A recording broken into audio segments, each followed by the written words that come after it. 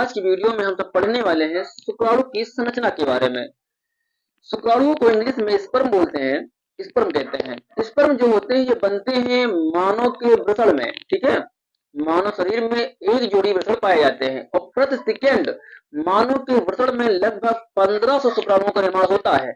अगर हम बात करें स्पर्म की डेफिनेशन की, तो a sperm is the male reproductive cell that fertilize a female egg to create a new organism।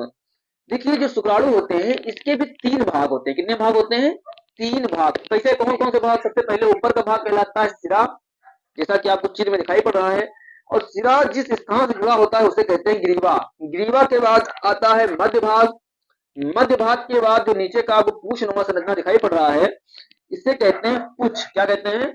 पुच्छ कहते हैं। पुच्छ के बाद अगर हम बात करें शुक्राणुओं के नामकरण के बारे में, ये तो हो गए भाग। अब शुक्राणु के नामकरण के बारे में बात करें, सबसे पहले आपको दिखाई पड़ रहा है जैसे यहाँ पे प्लाज्मा झिल्ली और कोशिका कला, ये शुक्राणु के सबसे ऊपर पाए जाते हैं और ये प्रोटीन के बने होते हैं। इसका कार्य होता है शुक्राणुओं को सुरक्षा प्रदान करना।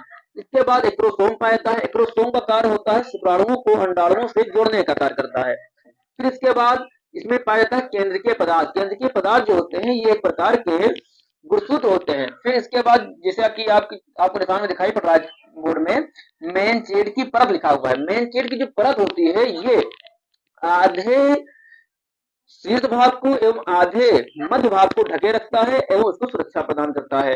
फिर इसके बाद सेंट्रियोल। सेंट्रियोल जो होता है ये एक प्रकार का कोशिका द्रव्य होता है जो कि शुक्राणुओं में पाया जाता है, क्योंकि शुक्राणुओं में होती है जान। फिर इसके बाद जो आपको इस प्रकार की संरचना दिखाई पड़ रही है, इस संरचना को बोलते हैं समीपस्थ तारककाय। समीपस्थ तारककाय का कार्य होता है कि कोशिका विभाजन करना। किससे पहले?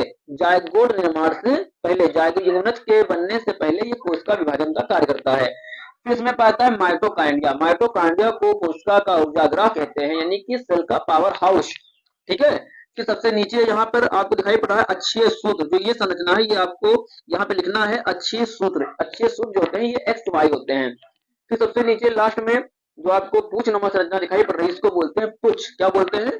पुच्छ। तो इस प्रकार से आपको शुक्राणु का नामकरण करते हुए बोर्ड पेपर में लिखकर आना है। यदि आप ऐसे ही लिख देते हैं शुक्राणु की संरचना बनाने के बाद में, तो आपको 3 नंबर पूरे के पूरे मिल जाएंगे, चाहे वो कक्षा 10 हो और जो चाहे कक्षा 12 हो। 10 और 12 के दोनों के पेपर में शुक्राणु की संरचना के बारे में हर साल बोर्ड पेपर में पूछा जाता है।